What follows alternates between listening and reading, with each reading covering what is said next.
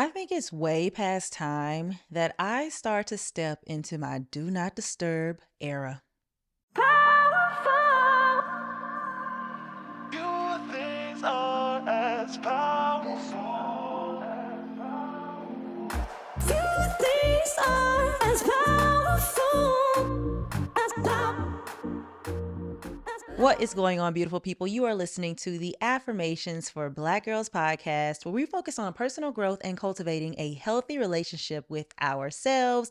I am your host, Tyra, the creative actress, content creator, and mental health enthusiast. And it looks a little different in here. If you are watching the podcast, hello, welcome to my living room kitchen duo. I'm literally sitting on top of my couch right now because I just wanted to chat with you guys. I have been in a space where I just want to yap.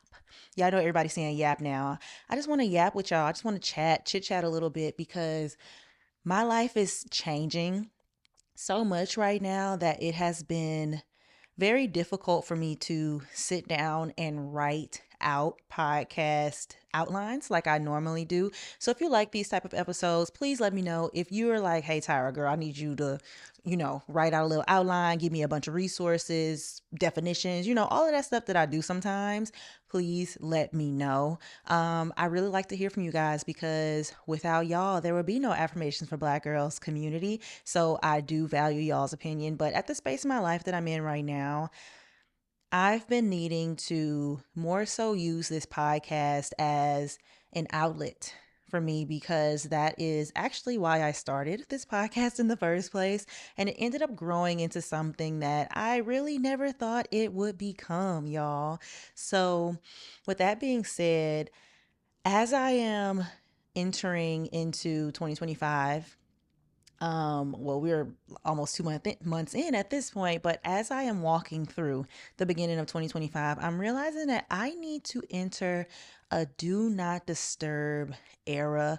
And that doesn't mean shutting people out. That doesn't mean telling people, hey, I don't F with you no more. Like, that's not what I'm really talking about here. But since our February theme is loving on you, sometimes self love can look like saying no. Self love can look like falling back. It can look like releasing the responsibility of doing certain things. And I've realized that I've just needed a little bit more of that in my life lately. So before we jump all the way into what I want to chat about today, let's go ahead and get into our affirmation of the week.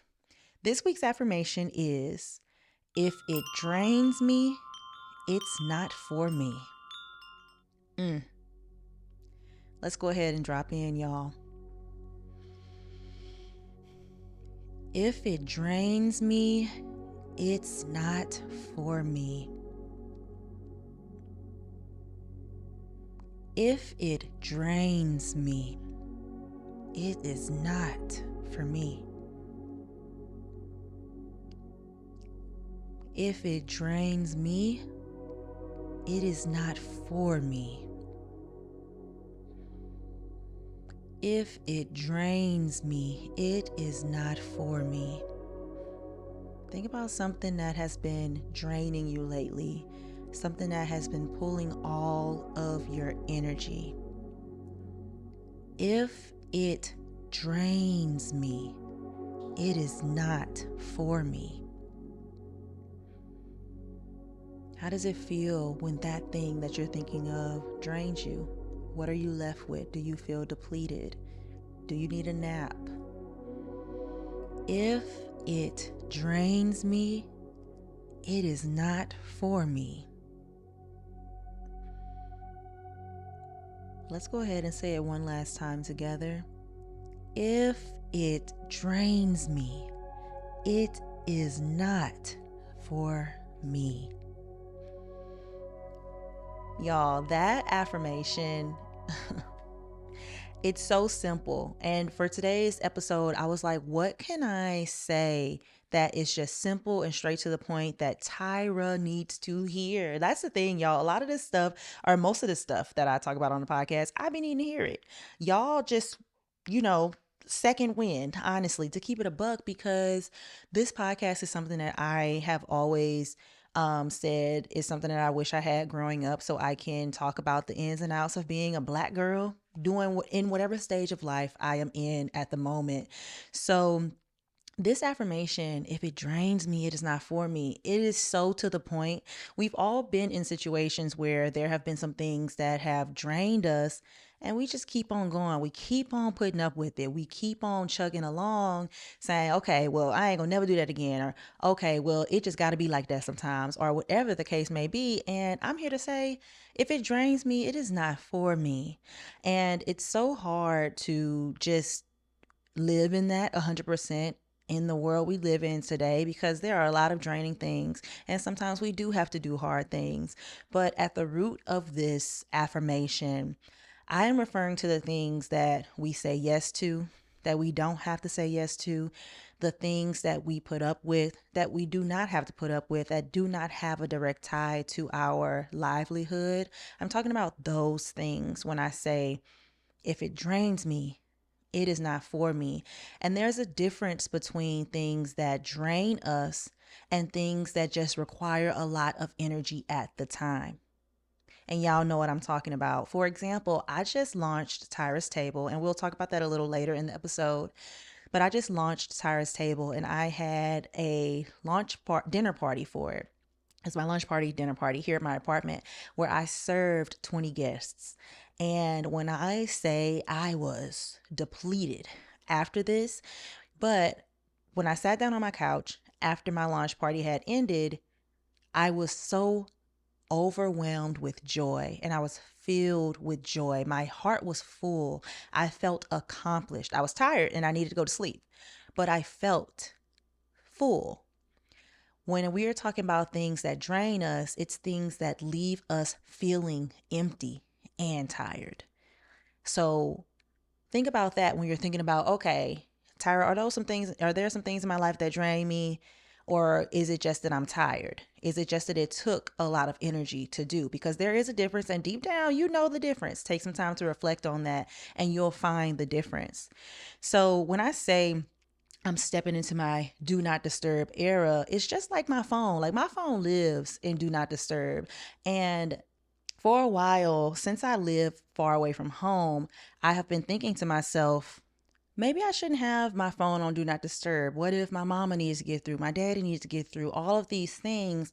And that mindset has trickled over into my daily life here in Los Angeles. And I have been getting into a space where I kind of take a back seat, especially when it comes to relationships. Of course, you already know that's my kryptonite, and it's something that I'm really working on and working with God on. And I've been told since a very young age that that is the way that the devil is trying to distract me, and that is going to be where I need to focus. I've been told that since a very young age. And it's trickled over into relationships and my career.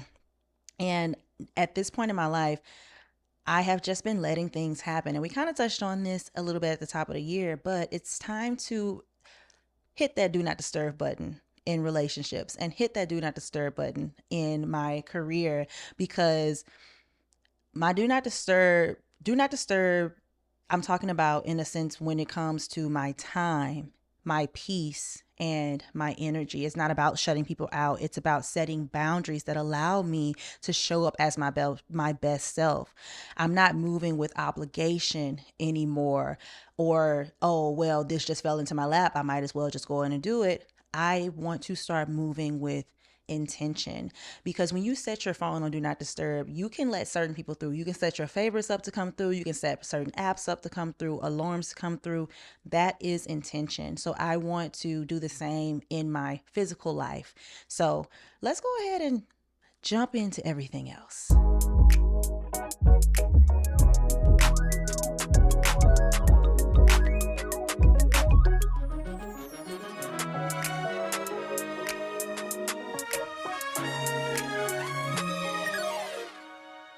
We've been here before, but in relationship, especially romantic relationships, and we're going to touch on platonic too here, but in romantic relationships, I have been a very go with the flow person. I've told y'all about the boyfriend that I had when I moved out to LA. I've told y'all about subsequent relationships. And I have always been very go with the flow, or we'll see what happens. I don't want to be with this man forever, but somewhere down the road, I'm going to let it go instead of doing it in the moment, right? And I don't want to be that anymore. I was literally sitting on my bed yesterday, frustrated. I've been so frustrated in life right now. And it is partially like relationships, but also in my career. But I'm frustrated because I'm in a space where not nothing, that's a hasty generalization, but a lot of things are not happening for me. Things that I desire are not happening. And I feel like I'm doing what I'm supposed to be doing to get those things. And moral of the story, I'm probably not to the complete sense, but it's time to trim the fat. It's time to cut down on the fluff, because I say that I want a husband, but I'm gonna keep it a buck with y'all. I'm still entertaining guys that I have told y'all that I was gonna stop talking to, but they keep popping back up and I keep letting them waste my time. And I know that it's not going anywhere, but there's also those feelings of loneliness, especially in a place like LA where it can be so lonely. There are times when I just want companionship. And sometimes I my friends are busy. Sometimes I just want to be hugged. Sometimes I just want to be around male energy. There are times, obviously, it's like, okay, yes, I have friends. Yes, I definitely lean on my friends, and I hope my friends lean on me. But there are some times where you just want to be around masculine energy as a woman. Point blank, period, the end, and that's okay. But I need to have things in place where I am not just allowing men to waste my time. And I am still getting to the point where I can nip it in the bud right then and there. I talk to my friends about this all the time. Like, we're going to talk about white women for a second. White women, in a general sense, and I don't like to talk about race, y'all, but this is what I'm saying. White women are raised to find a husband, they are raised not to waste their time. They are raised to look for what they want, and if that man ain't got it, they move on to the next with the quickness. I wish I had that superpower, because that's why you find a lot of, and obviously not everybody, I'm not talking about everybody, y'all, but in a general sense, they are looking for someone with status, stature, success, whatever, one of those S's, right? And in the Black community, especially where I'm from the South, we deal with hard love. I was raised around a lot of hard love and people who just stuck it out. That is what is deeply ingrained in me, and that's a generational curse that I want to break. I don't want hard love. I don't want to have to work for love from my standpoint. I don't want to work for a man that's doing whatever he wants, and then I'm just sitting there until he done playing around and then comes to me. I don't want that. And I just wish I had that superpower that a lot of other races, I just said white women because that's my experience, I've seen that, but a lot of other races have that same superpower. And it's not really a superpower, but you guys know what I mean. I grew up in a small southern town that's like, hard love is okay, get them in, keep them, blah blah blah, have the babies, whatever, get married early, all of that. That's where I grew up, and I just do not want to do that no more. That's just not for me. And I've been giving men too much space to figure it out, because it's not like a man will say to me, "Hey, I don't like you," and then I keep talking to him. That's not what I'm talking about. But little actions that they'll do will show me that they don't really know what they want. And I'm like, okay, well, I need you to tell me what you want. I don't need to wait for you to tell me what you want. I really don't. If you don't know what you want, I'm not the one for you, because we know. For example, and this is, not as important, but you know what you want for dinner. When you got two options in front of you, there is one thing that you want more than the other, and you're going to pick that thing. You're going to make a decision because you got to eat, right? Now, while that is definitely a frivolous example, the fact of the matter is, if you are like, I don't know, I don't know, I'm not the one for you. And maybe because I'm a hopeless romantic, maybe I could be that person somewhere down the line. But right now, I am not the person for you, and that is okay. Stop wasting my time. Tyra, stop wasting my time. Right? Because this man is only wasting my time because I allow him to waste my time. And I'm just frustrated with that. And then on the opposite side of this with friendships, I have always been a pretty stable friend. And I really want to do a episode where we talk about friendships a little more. But I've always been a pretty stable friend, and I've always been a very low maintenance friend. I have never been the type of friend to be upset because you didn't show up for me, you didn't do X, Y, and Z, because I believe everybody got their own life going on. I also do not live a regular life. I'm out in LA, I'm an actress, I don't have a 9 to 5, I live a creator lifestyle. I get it. A lot of my friends are married, live in other parts of the country, all of the things, right? So I always give my friends the benefit of the doubt. And in the past few years, there have been some situations where some of my friends have presented themselves as high maintenance friends. And that alone has frustrated me. I have also been a more stable friend. So friends who are less stable have come to me time after time to be their savior. And they obviously won't say, "Hey, I need you to save me," but they bring their problems to me, and I'm a problem solver. I'm a fixer. I'm a stable friend, and if I can help, I try to help. But I'm in a space in my life where I don't have the capacity to do that, and that is okay. And I think I just can't be the one that's constantly showing up for high maintenance friends. And that can look a lot of different ways for different people. High maintenance can be different things. One of the biggest things that I want people to realize is that everybody got something going on. Just because I can't make it to your birthday don't mean I don't care about you. Because one thing that I will say, and I'm gonna leave this at this because we're not about to have this conversation today. One thing that I will say is y'all be doing too much for y'all birthday. Yeah, I said it. Y'all be doing too much. You want all of us to go on a birthday trip with you for your birthday. 9 times out of 10, your friend group is around the same age. For example, for me, when I turned 30, a bunch of my friends turned 30 that year. I can't go on everybody's birthday trip. And if you can't understand that, that's an issue, internal issue that you have. But in a general sense, I just can't be a savior friend. I'm really going to keep it at that. Um, but again, what I mean by putting myself on do not disturb is, or entering my do not disturb era, is in these relationship situations, I have to put my time and my peace first, and I need to move with intention. I need to be intentional about where I'm spending my time. If I do decide to go on a birthday trip, let's say 3 of my best friends having birthday trips, I need to make sure that I am communicating with them up front. Hey, I might not be able to do this, but this is what I can do. Hey, I'm going to be able to come on your trip, but this is what I cannot do. This is whatever the case may be. Communication is very important there.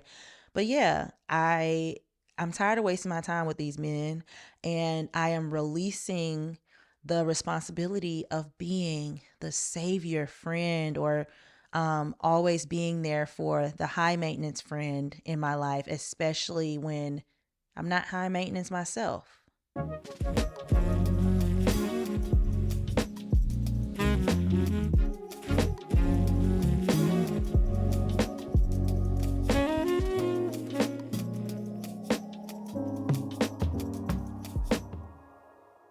I have spent way too much time and energy saying yes to projects just because of the money. I have said yes to projects way too often just because I didn't have anything better to do.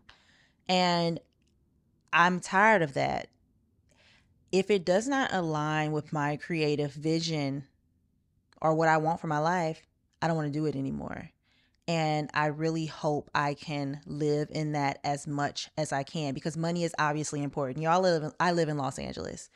I will not be able to be 100% enthralled in every single project I do. But if I can't find the silver lining in a project, or if it doesn't bring me joy at all, I don't need to be spending my time doing it no matter what price tag is attached to it. If it's not fulfilling, it's a no. And I need to learn how to live in that because money is not enough anymore.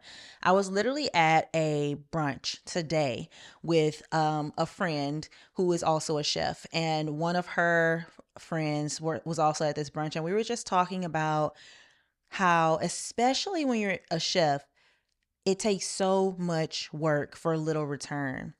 Food costs are going up. It costs a lot to book spaces. You have to spend time and labor making the food. And then on top of that, you want to actually get paid to be doing this stuff, but it takes hours on top of hours for your work, and the market just isn't there. People don't really see the value in a dope chef, honestly. And we were just all talking about how everybody is feeling the pressure, or a lot of us are feeling the pressure as chefs, as creatives, as doers who do things with their hands, as makers. We're all feeling the pressure to show up and do the thing and hustle, hustle, hustle, hustle, go to sleep and do it all over again. And it's very tiring and it's very lonely. And for me, if it's not fulfilling and if I'm not getting enough return on it, like if I'm beating my body up for something and I'm not even making ends meet with that, I can't do it. We live in a society now where things are so expensive and housing is so expensive. Groceries are so expensive, and it's very hard to live a lifestyle where you can be a chef full time by yourself, right? Because I'm talking from a creator lens, from an entrepreneurial lens, a solopreneurship lens, and it's very hard to do. Hustle culture will have you thinking that exhaustion is an accomplishment. And I am sick and tired of that because I fall to that too. And sometimes it's not just because of the money, it's because I actually love what I do. And since I love what I do, I end up saying yes to way too many projects. And then at the end of the month or the quarter, whatever, I got 5 projects due. And I'm like, dang, I should have never said yes to this in the first place. And then I got to get it all done, and then I'm exhausted, and then I'm burnt out, and then I need weeks and weeks and weeks to recover, and then I do it to myself all over again because I'm like, oh, this is interesting and I can do this. Oh, this is paying me how much? Okay, I need to do that because I need to pay my rent. It's just a cycle that I really want to remove myself from. So I want to enable my do not disturb button in my creative career because I need to move with intention. If it does not match the vision I have for my life, it's a no. If it's not fulfilling, it is a no. Hustle culture is not for me. It's honestly not for any of us. And we live in a world where everybody wants instant gratification. We're seeing all of this stuff on social media, and we feel like we have to do all the things at all times. And that's just not true. We do not have to do all the things at all times. And I'm tired of running myself ragged because all of that has been just, I've been inundated with all of that information over and over again. And now I'm like, okay, Tyra, let's reel it back in. What does Tyra want? What can Tyra do? But then you have that other side of it where you do have to pay your rent. Y'all, I live alone in Los Angeles. Granted, I can go home. I can live in my mama house. I'm 30 years old. I don't want to live in my mama house. But if I had to, I know that I could. But I'm also 30 years old and I want to be able to live the life that I want to. And of course, there's all types of things that go with that, and making sure that I'm not living above my means and all of that. And I keep a good handle on that. But in a general sense, everything is expensive now, and it's very frustrating, and it makes you feel like you need to have 6 jobs. It makes you feel like you have to say yes to a project because you don't know where the next opportunity will come from because everybody is doing the things that you're doing now. There's so many people doing the same thing now, or that's how it feels. But I'm here to say, and this is what I say to myself all the time, especially when I get into a situation like that where I'm like, dang, I'm saying yes to all of this stuff. I don't know where I'm going, but God, I need the money. Your path is for you. What has your name on it is for you. What God has made for you is for you, and nobody can take it away from you. And you have to live in that, because if you don't, you'll drive yourself crazy. You'll drive yourself completely insane. So for me, the answer is no, unless it aligns with my purpose, it brings me joy in some way, or it truly benefits me. And the only benefit cannot be money. I'm past that at this point in my life. And I'm also grateful that I can say that at this point in my life. But the only benefit cannot be money. It can't. I'm too old to be wasting my time on projects that don't serve me. I cannot keep doing that, because that alone drains me. And if it drains me, it is not for me. I want to create with purpose. And that's one of the biggest reasons why I launched Tyra's Table. Tyra's Table is all about bringing my community and my love for food together and fellowshipping with one another with a theme, with a story, something, just having an overall dope experience. And that in itself stems from the fact that I'm a content creator living in Los Angeles. I'm also an actress who is trying to grow her acting career, and my acting career is pretty stale right now. I'm not getting auditions, all this stuff. And that's another reason why I'm so frustrated right now, because I feel like I'm doing the things and the things are just not going as planned right now. But I know I serve a great God. I know I serve an omnipotent God. I know that there is more for me. I'm just in a space where I'm pretty frustrated, and I need to take a step back, because I don't want to succumb to that frustration, to those heavy feelings, right? Because I have to feel the feels, but I got to keep it pushing, because I know I serve a great God, right? So that's why I started Tyra's Table, because I was lonely. I needed human connection outside of my gym, outside of just going to my pottery studio. I wanted to just have an all around good laugh, or just sit and chill and eat good food. Like, food really makes the world go round. Food brings people together. And that's why Tyra's Table is so important to me. So I had 20 people over here, and we just ate a pot of gumbo, and we laughed, and we just hugged. Like, it was just amazing. And I really need to do more like that, because that fills my cup. And I also live far away from home. So a lot of us have family that we can go and see on a daily, weekly, whatever type of basis. And you have that time where you can just sit and not be on. I need to find that out here in LA. And I'm doing that with my friends. Like at my party, I didn't feel like I had to be on. I was just serving food, and we was just eating. And I love that, and I need that. And a lot of times we don't think about that when we're close to family. We just like, oh, I'm going to my grandma's house. And that's just that. We don't think about just how much that is pouring into our cup, or just how much that human interaction is really filling us up and filling a void that might otherwise be there.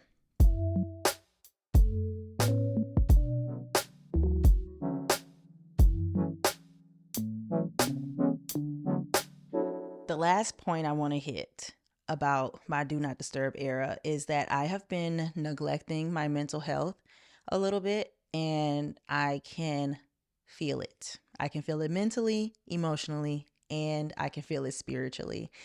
And I want to hit do not disturb on that. I want to find the quiet moments again to check in with Tyra and really see what I need. Check my inventory. Do I need more time with God? Do I need more physical exercise? Like, what do I need? I really want to focus on that a little bit more. I haven't been consistent with I've told you guys about Calm so many times. I normally listen to a bedtime story. I also do the meditations. There's morning walks there's all types of stuff on there. And I haven't really been doing it. I really, really want to dive back into that. There's also apps like Headspace. I just got this one app called Ahead, where it's basically, it says that it's like Duolingo, but for your mental health. And that one has been pretty dope, because it actually teaches you different things, and it has quizzes and stuff. So if you're into that kind of stuff, it's called the Ahead app. You can go and check it out. I don't feel as centered as I should. And I think that's also where some of the frustration is coming from. I'd have all the tools, right? But I think all of this stuff that we've been talking about has been working in tandem to pile on me, and I have not done the work to filter through, right?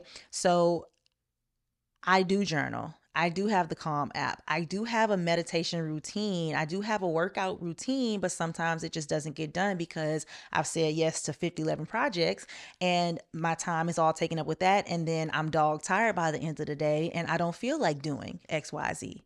I don't feel like spending time with God. And just to keep it a buck, I'm tired. And that is why I cannot continue to do all of the things. I only should be doing things that truly fulfill me. That's really where I should live. Slowing down and being intentional with my self care and creating space for stillness isn't a luxury, it is a necessity, and it always has been. And I'm continually finding um, more importance in that necessity and in that stillness every single day. I'm working on getting back into my routines and flexing them to fit my lifestyle, transforming them to fit my current needs without guilt. Because sometimes when we build a routine, we're like, oh, shoot, I didn't eat breakfast at 6 a.m. Dang, get it together, Tyra. I want to live a flexible life. I want to build habits over routines, right? I want to build habits that slowly turn into a routine. So when people say, what are your routines? I'm saying, well, this is what I habitually do. And it just happens to be a routine. So I would rather think about building habits than, okay, my routine gonna be 6 a.m. eat, 6:30 we in the gym, 7 o'clock we work. I don't want it to be that because it gives this military hardcore thing, and when I slip and fall or when I need to change something up, I'm the type of person who I subconsciously beat myself up. Now that's not a good thing, but the reason that that happens for me is because one, I'm a very type A person. If I have a to-do list and I say I want to get something done and it doesn't get done, it's not necessarily that I'm like bad Tyra. It's like, dang, I missed the mark. And I don't want to continue to do that to myself. But if I make a habit and I'm like, okay, well, my habit is I like to wake up in the morning and go work out. Whether I go at 7 o'clock, 9 o'clock, I still hit that workout and I can still give myself praise. You have to do what works for you. Now, if you're the type of person who needs that hardcore set time, do that. I'm not that type of person at this time in my life. So I need to make it work for who I am right now at this point in my life. Because I say all of this to say you cannot pour from an empty cup. Prioritizing your mental health is not and has never been selfish. It is the biggest necessity we have.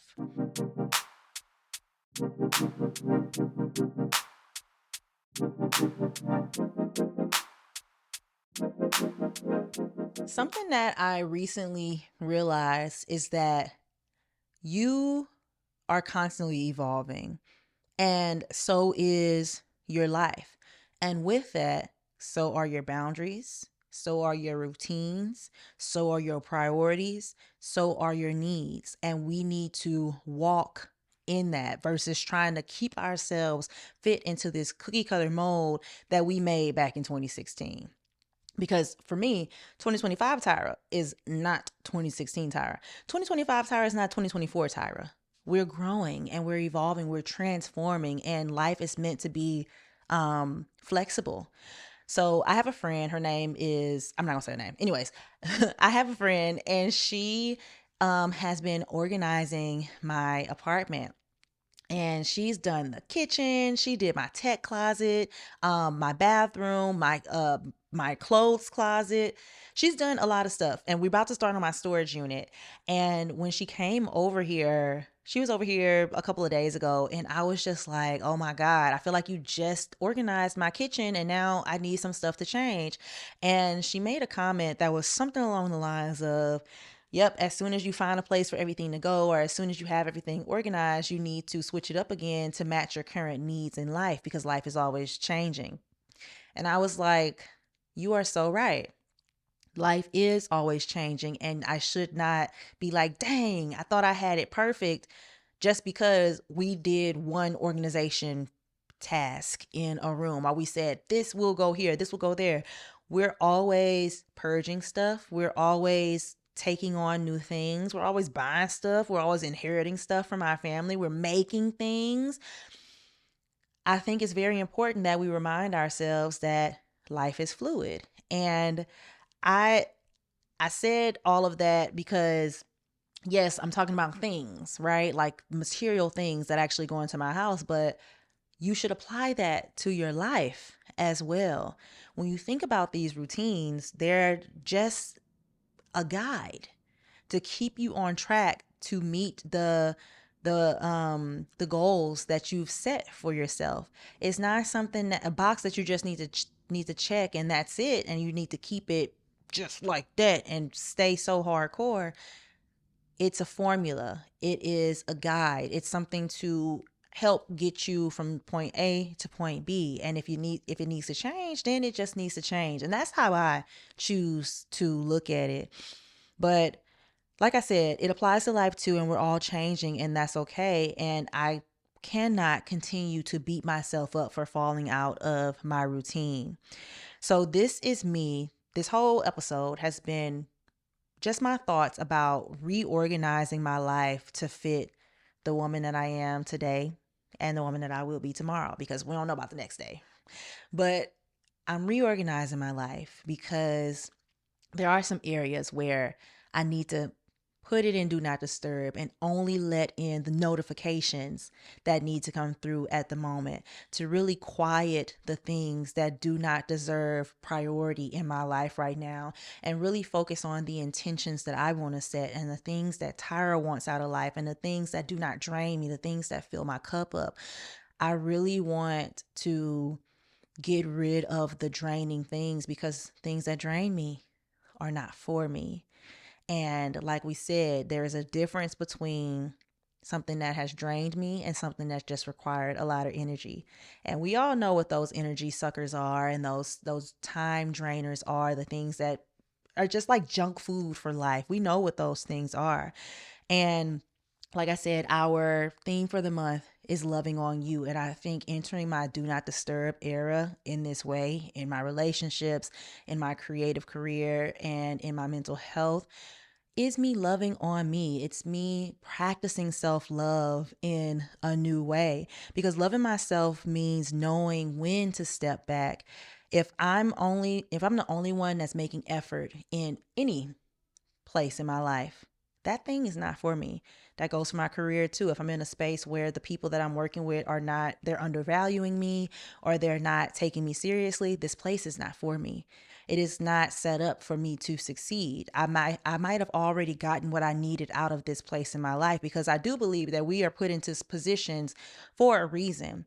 But I might have already gotten that, and it may be a situation where God is increasing that discomfort because it's time for me to move. It's just like if a baby chicken is coming out of the egg, it grew too big for that shell, and it's time for it to move. And that's really how I like to look at things versus, oh, well, they ain't like me. That's just ain't that. I'm just fall back. I don't like looking at stuff that way, because there's always a blessing and a lesson in everything that we do. And this do not disturb era is not about cutting people off or cutting things out of your life. It's about recognizing who and what respects your boundaries and who benefits from any lack of those boundaries. So stepping into your D&D era isn't about blocking people out. It's about being intentional with your time, with your energy, and your peace. And that's going to look different for each and every one of us. And you deserve that.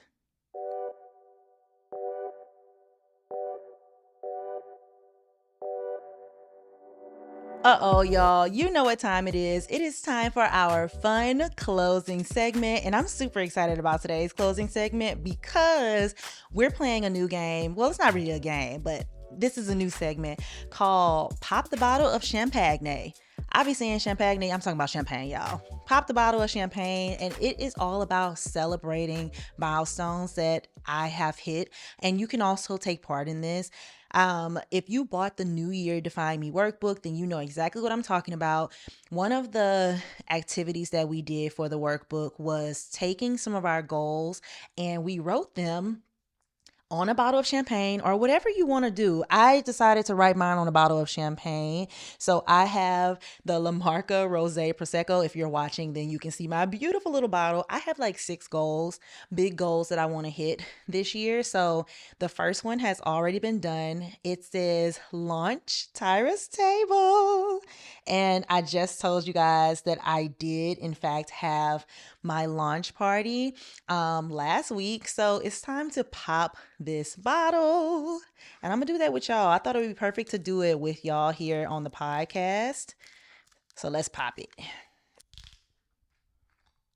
Woo! It didn't do a little pop because it was a little twist top because it's a little bottle. But cheers, y'all. I'm so excited to have launched Tyra's Table. Now, if you wanted to do this, you obviously do not have to use champagne. You can use a non-alcoholic champagne if you like, some apple cider, any of the things, right? But I'm so excited about Tyra's Table, and I've kind of touched on it a little bit already. But y'all, I was so nervous about Tyra's Table being launched, and it was just because I haven't served that many people in a very long time. I don't think I've done that since I lived in Jersey, honestly, like 7 years ago. But again, I'm just so filled with joy. And this is your sign. If you want to do something that seems big or seems scary, give it a try because your friends will show up and show out for you. And I've just been receiving so many nice notes and things from friends about the launch, and I'm already excited for the next one. So in a general sense, if you're like, girl, what is Tyra's Table? So Tyra's Table is actually my foodie brand as a whole. That's it. So I have an Instagram, Tyra's dot table on Instagram. So it's TYRAS dot table, TABLE. And that's where I post all my foodie content. I also post it on Tyler the Creative because that page only has like 1,000 followers. But I want it, like I said earlier, I want to bring it in real life. So Tyra's Table first started when I first moved out to California, and I wanted to have little dinners with friends. I wanted to have 3-course dinners.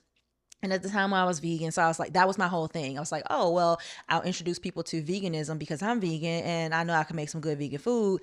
I lived in a small space, so I only did dinner parties of 4, and that's how it was born. I remember I had my friend Janae and Raven over, and I was like, what am I going to call this? And one of them, I don't even remember which one, said Tyra's Table. We at the table, okay. And that has stuck since then, and now it's just become all of my content. It's become a food blog. Like, I'm just so excited for where it's going. Food has always been a huge part of my life and a huge part of my creative journey. And I just want to live in that. But with that, I want to do in-person things. I'm tired of being a lonely content creator. I always say this now. Like, I'm like, this is lonely. Like right now, I'm sitting in my apartment talking to a camera. Like, I love talking to y'all, but I'm like, I need some human interaction. I need to fellowship. So that's what this is all about. I'm having my next one in April, and it's going to be a little pop-up coffee shop in my apartment. So it's always going to be something a little different because that's the whole reason why I never wanted to work in a commercial kitchen, because I don't want to make the same thing every single day, day in and day out.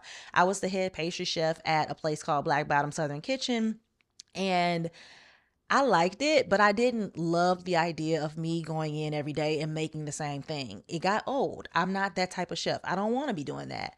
But with that being said, one of the things that I loved the most about my dinner party was that I used a lot of my pottery, y'all. So I'm glad that I'm doing like a video episode because I can finally show y'all some of my pottery. So if you're listening, I'm sorry, go and watch it. It's on the YouTube channel. But the people who are watching, let me show y'all some of my pottery. Okay, so this is where I keep most of my pottery, the pieces that can fit. And I'm going to show you some of the pieces that I actually use for the dinner party. So I use these 2 super cute egg holders. I put my crawfish deviled eggs in them. I made these by hand at my pottery studio. Here are 2 of my favorite bowls. I actually made these in my first class at my studio, and I use these bowls all the time. They are so cute. This one right here is definitely my favorite. It has the texture on the side and it's made with a sandy clay, and I just put a clear glaze on top. And these, y'all, they absolutely stole the show. These are my toast plates. And I just use these to put the like the tongs and stuff on for each of the dishes. But look how cute they are.